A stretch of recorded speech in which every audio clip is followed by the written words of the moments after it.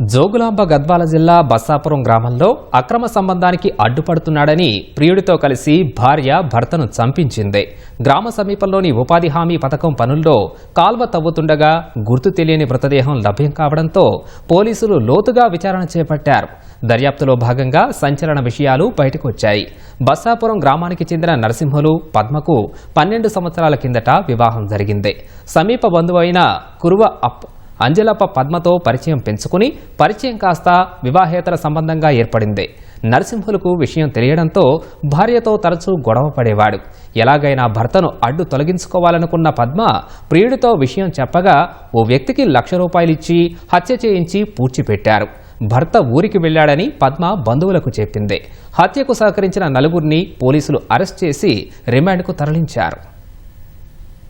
Investigation లో భాగంగా చనిపోయిన వ్యక్తి పూర్వ నర్సింగ్లుగా ఐడెంటిఫై చేయడం జరిగింది.